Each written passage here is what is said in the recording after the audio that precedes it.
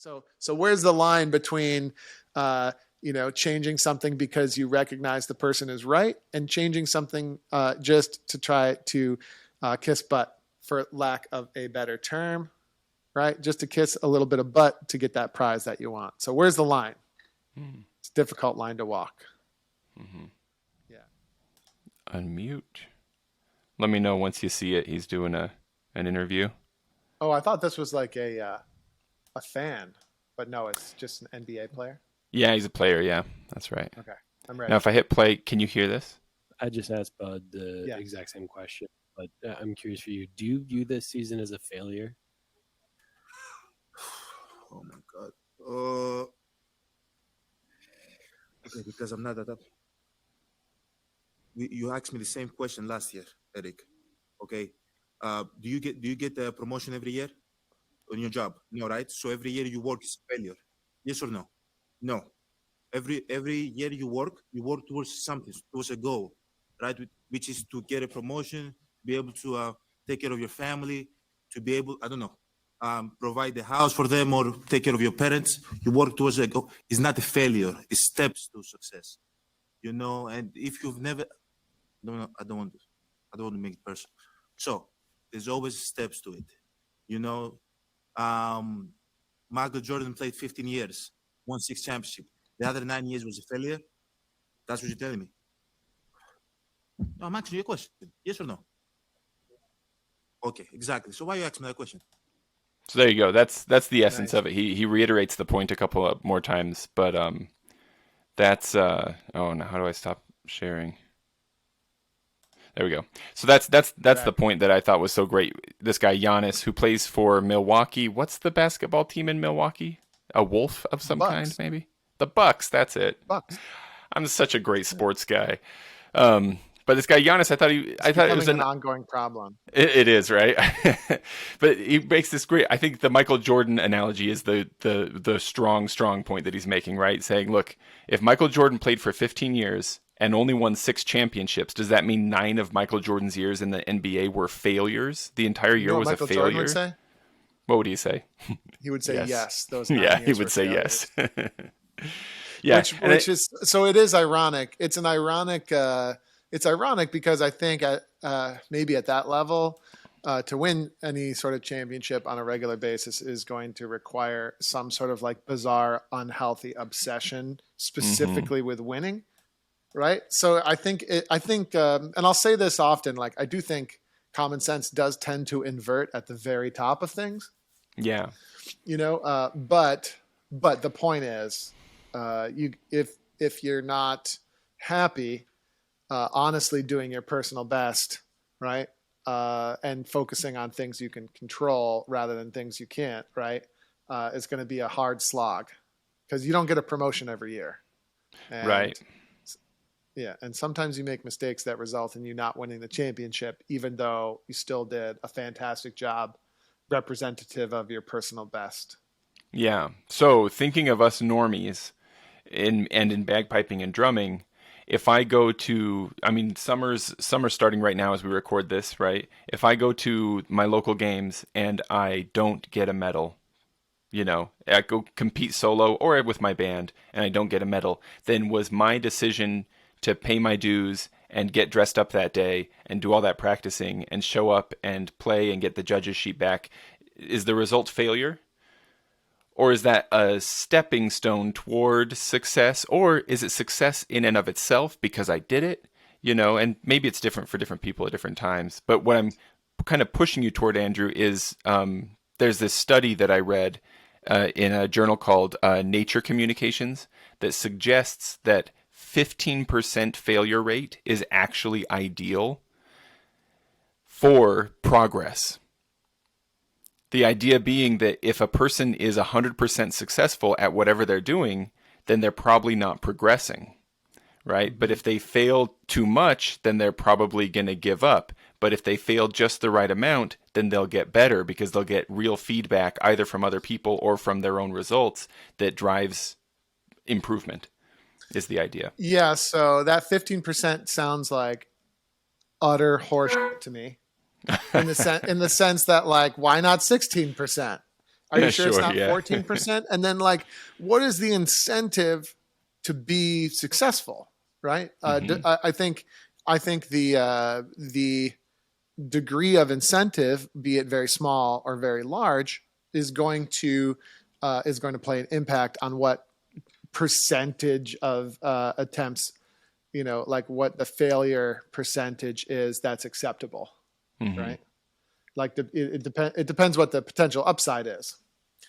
So the 15%, like whatever, nonsense. But I suppose the basic premise is maybe somewhat accurate. I mean, to me, it just points towards, stoicism and, Hayek and all those guys, where how you react is the one thing that you can control, right? So how you react to outcomes, that's the one thing you can control. And therefore, that is the thing that you should focus on. And you should celebrate only when you react to things well, not so much whether you win the prize or not. That sort of, that focus on what you can control is the key element.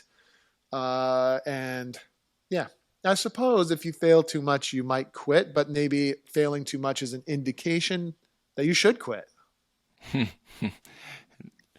or regrade or something, right? In a bagpipe context, or go back to the fundamentals. Yeah.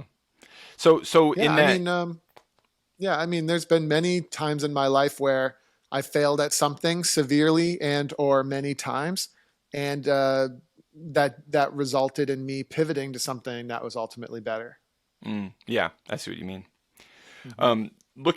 Getting really narrow in what I'm asking you now, if I go to a solo competition and I fail, as in I don't get the gold there at that competition, don't take first. Yeah.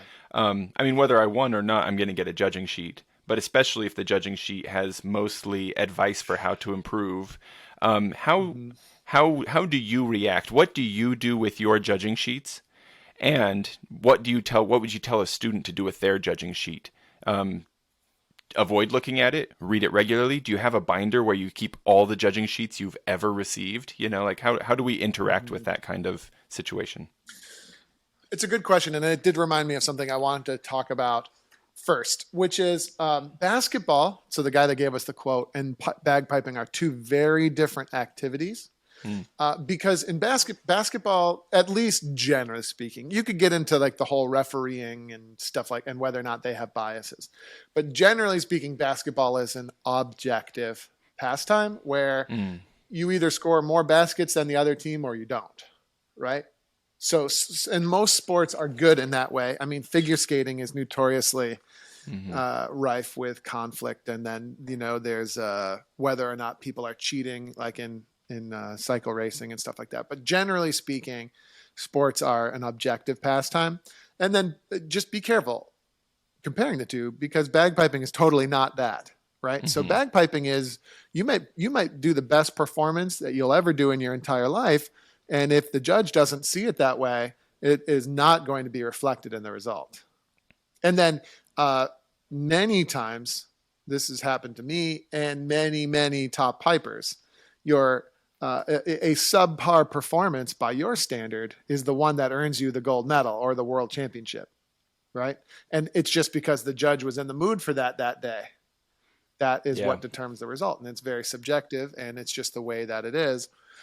And by the way, it's kind of strange, right? But anyway, I suppose you could do that in sports too. You could have not your best game, but just kind of like, for whatever reason, you end up beating your opponent anyway. And I suppose that's going to be part of life. But my point being, just be aware of that's what it is. So you're in control of how well you play, theoretically, but you're never in control of what the judge is going to think about that performance.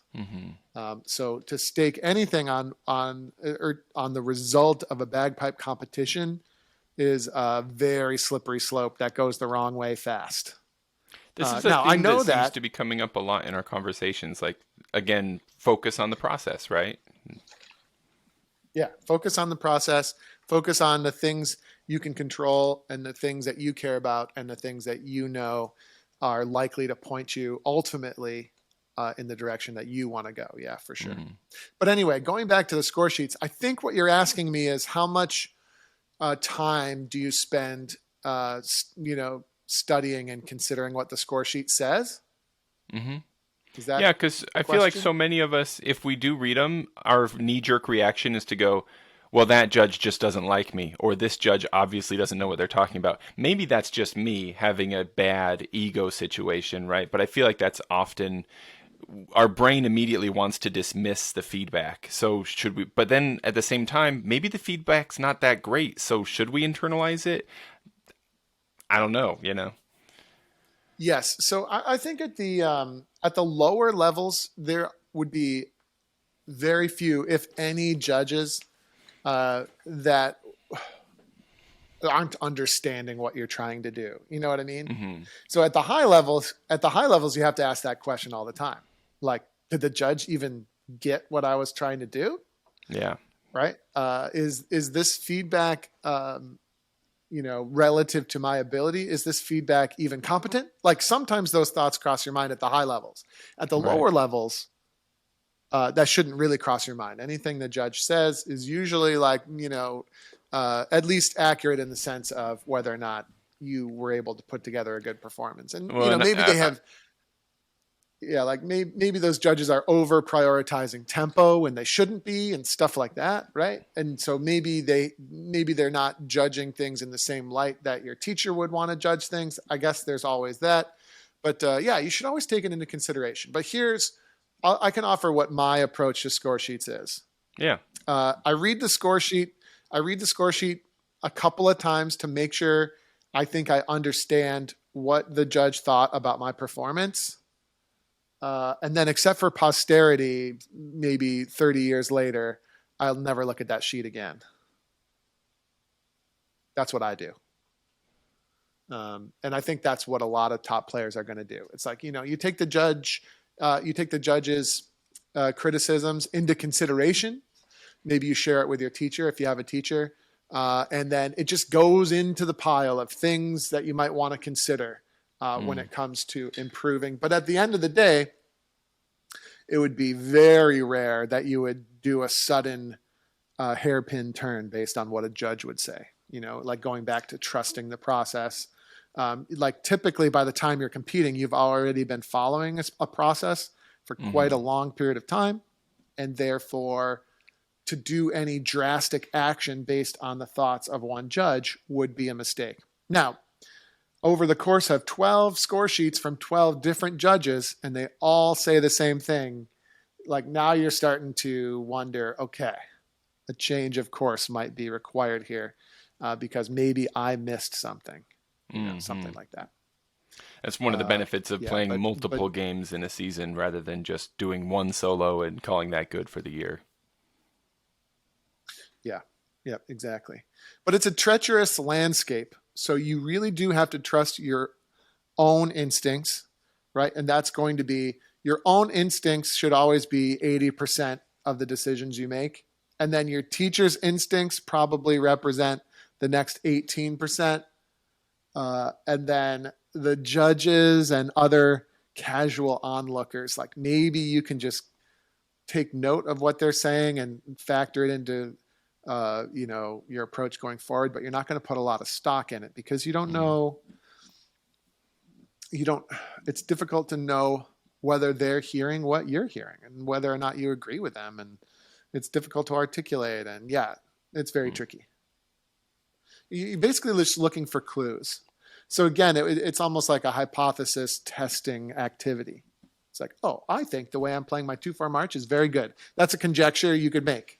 Like, oh, I think that my 2-4 march playing is really good. Cool. Now let's go test it against the field of competitors.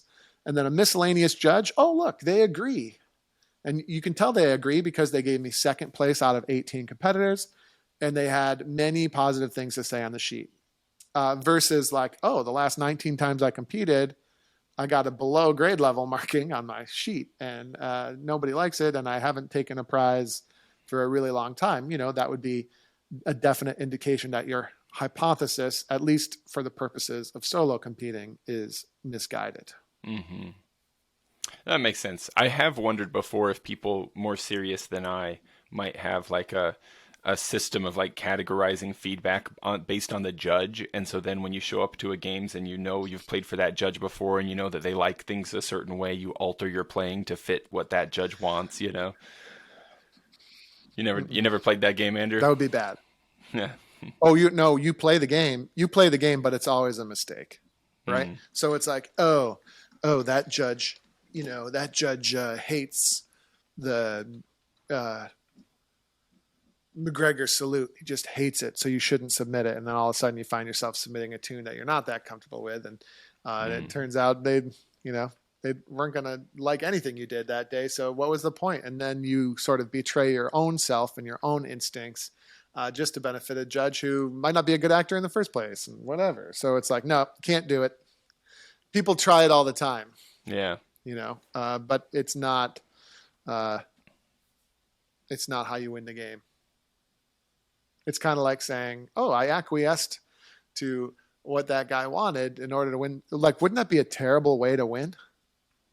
Yeah. Like I finally won just by giving in to what that, just by basically kissing that guy's butt. Yeah, doing what they wanted instead of it coming from me. Now, but it is, it's a fine line because maybe that guy's right about you. And maybe they have good reasons for saying, oh, what you're doing is total crap. In which case, maybe you need to listen. And so it's tough to know. So where's the line between, changing something because you recognize the person is right and changing something just to try to kiss butt, for lack of a better term, right? Just to kiss a little bit of butt to get that prize that you want. So where's the line? It's a difficult line to walk. Yeah. How can you be so sure that you're correct, that you're playing well? So yeah, it's definitely a tricky landscape. Going back to the original point, however, is focus on the things that you can control, right? Focus on your process, do things with as much integrity as you can. And theoretically, over time, things will go in your favor, I think. So we might say in that case, no competition is a failure. No attempt to, no going out there and playing, no time you go out there and play your pipes or your drums, is that a failure? No, I wouldn't say that either. Uh-oh. I mean, if you put no effort into it and you just go out there and compete and expect great things to happen and you haven't done preparation and you're not presenting your best, I think that could be a failure. But again, your criteria for whether or not it's a failure is all stuff that I can control. And so then it's up to me, I guess, is the way to put it. It's up to me whether it's a failure or a success. Yeah. Exactly.